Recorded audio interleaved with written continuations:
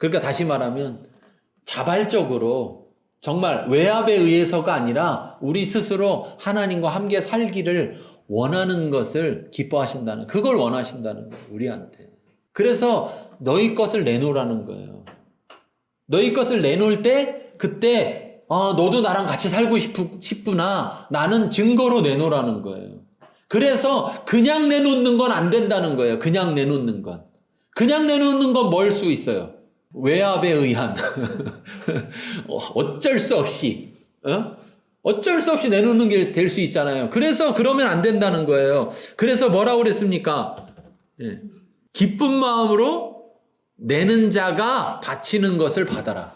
기쁜 마음으로 내는 자가 바치는 것을 받아라.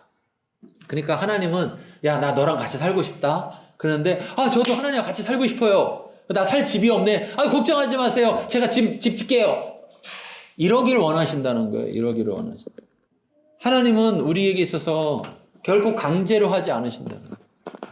강제로 하실 수 있음에도 불구하고 그걸 원하시지 않기 때문에, 왜 우리가 하나님의 형상을 따라 만들어져서 외부에 의해서 어쩔 수 없이 뭔가를 결정하는 존재가 아니라 자기 스스로 결정하는 그런 존재이기 때문에 내가 너를 그런 존재로 만들었으니 너도 그런 존재로 살아가라는 거예요. 나도 너에게 압력을 넣지 않겠다는 거죠. 너도 그런 선택을 하며 살아가라. 하나님이 얼마나 좋은 분이고 하나님이 얼마나 사랑이신지 알 수 있는 거죠. 그렇지 않은 거 안 받겠다는 거예요. 안 받겠다는 건 협박의 말이 아니라 정말 안 받겠다는 거예요. 나는 너랑 살고 싶지만 네가 나랑 살고 싶지 않다면 나도 너랑 살지 않겠다는 거예요. 그 이야기예요. 자, 그래서 고린도후서 9장 7절 다시 찾아볼게요. 고린도후서 9장 7절. 기쁜 마음으로 내는 게 뭔가? 네, 찾으셨으면 같이 읽겠습니다. 각각 그 마음에 정한 대로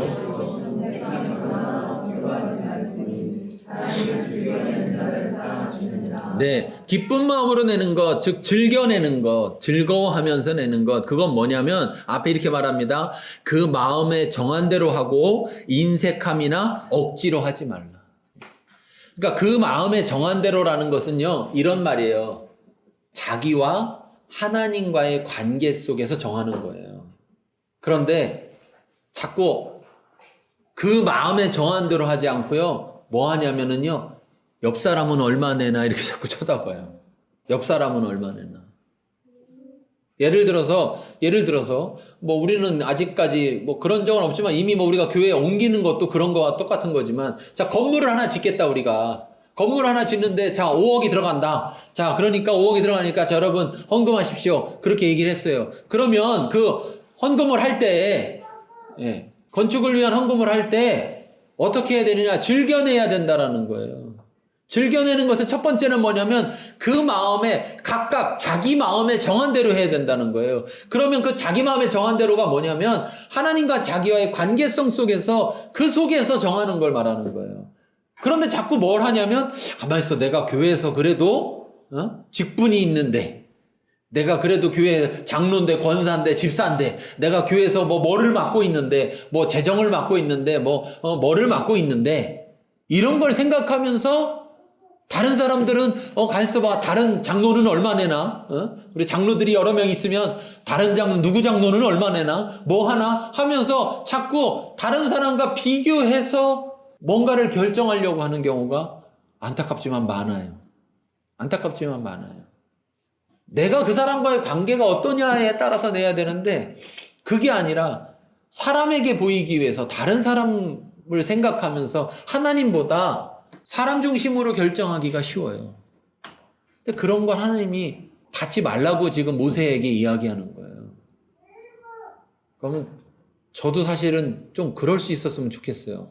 제가 이렇게 딱 알 수 있었으면 좋겠어요. 그럼 집사님 이건 안 받겠습니다. 왜 그러시는 거죠? 하나님이 기뻐하지 않습니다. 이렇게 딱 얘기해 줄 수 있으면 좋겠는데. 저는 그걸 몰라가지고, 저는 몰라서 그냥 이렇게 헌금을 드리면 다 받지만, 하나님은 그러시는 거예요. 그래서 이 결과가 어떻게 됐느냐, 뒤에 나오지만, 이스라엘 백성들이 갖다 내는데, 얼마큼 갖다 냈을까요?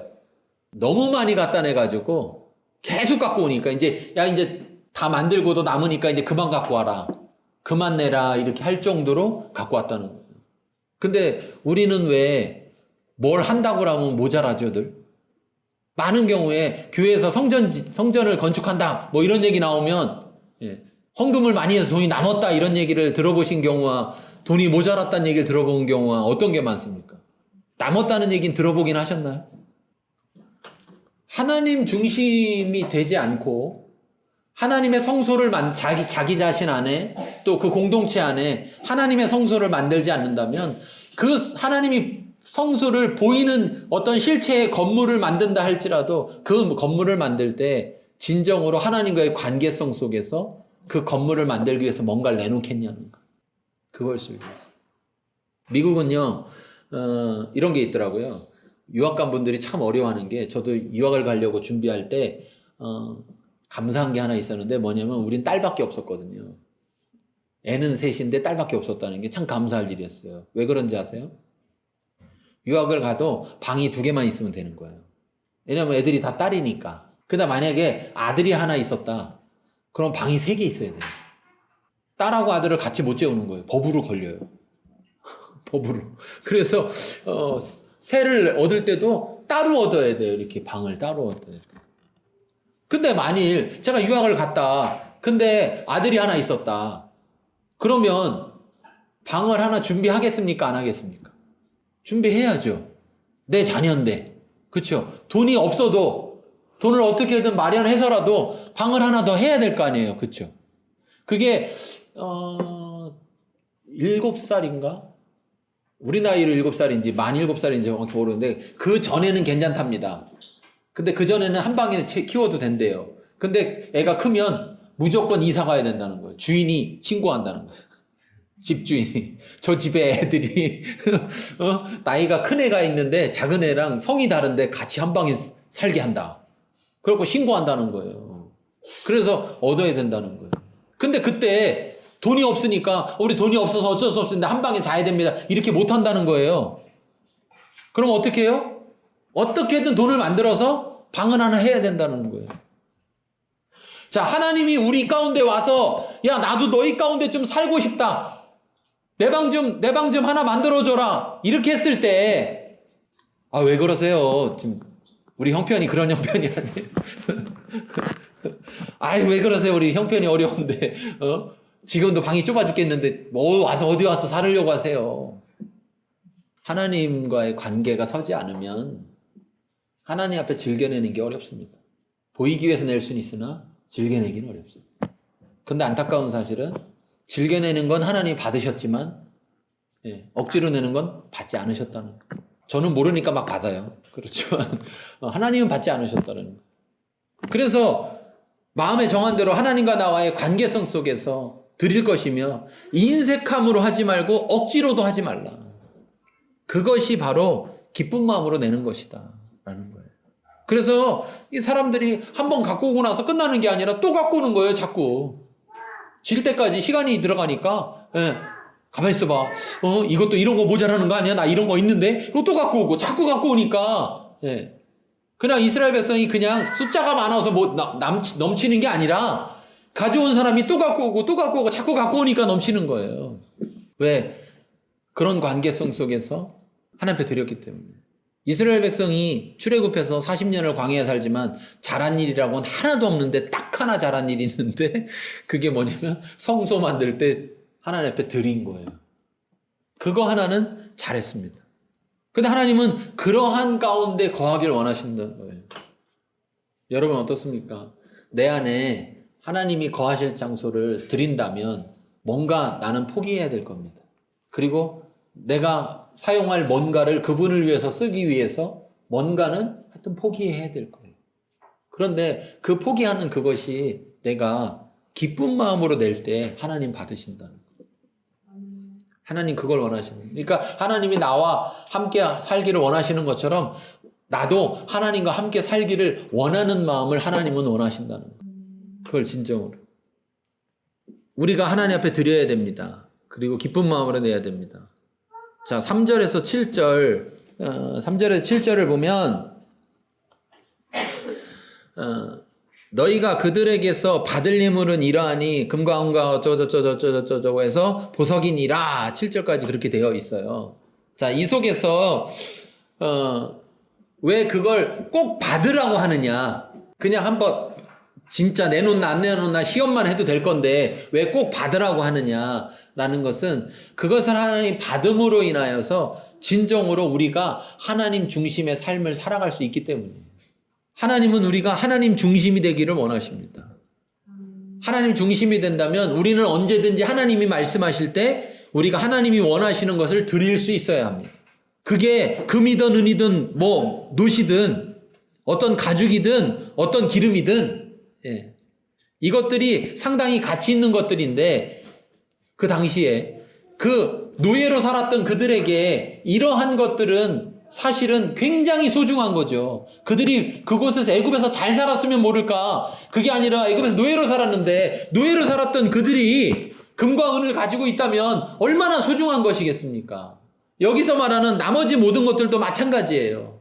귀한 것들이거든요. 이런 것들을 갖고 있었을 때 그게 얼마나 귀하겠어요. 그들 속에서. 그런데 그들이 하나님 중심이라면 너희가 너희에게 귀하고 너희에게 가치 있는 것이라고 여겨지는 그러한 것들을 내가 내놓아라 그럴 때 내놓을 수 있어야. 그래야 그것이 바로 하나님 중심의 삶이다라는 거죠. 우리가 하나님 중심의 삶을 살기를 그렇게 되기를 하나님 원하시는 거예요. 그래서 하나님은 이 세상이 다 하나님의 것인데 하나님 부족함이 없으신 분인데 하나님 우리에게 드리라고 말씀하시는 겁니다. 내게 내놓아라 하는 거예요. 그리고 그렇게 드렸을 때 결국 하나님은 그 예물을 받으신다라는 것입니다. 하나님이 그 예물을 받으셨다라는 것은 결국은 뭐냐면 하나님은 이제 하나님 중심으로 살겠다는 그들에게 있어서 중심이 돼주시겠다라는 것이죠. 즉 다시 말하면 그들을 책임지시고 그들을 인도하시겠다라는 그 말씀입니다.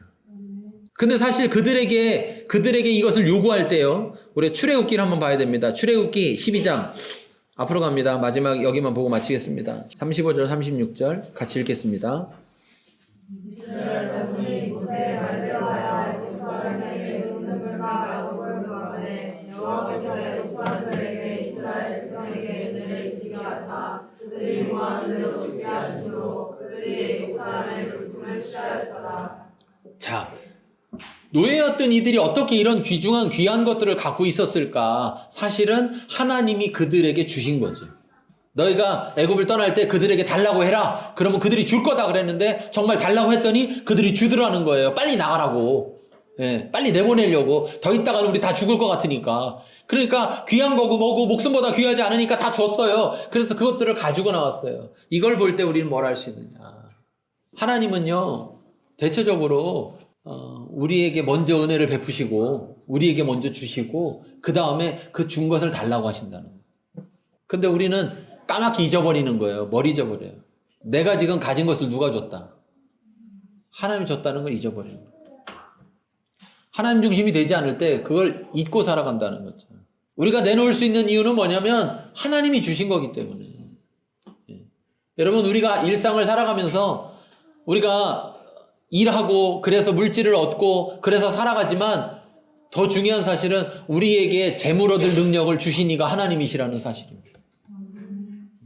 우리에게 건강을 주시고 우리에게 능력을 주시지 않는다면 우리는요 살아갈 수가 없어요.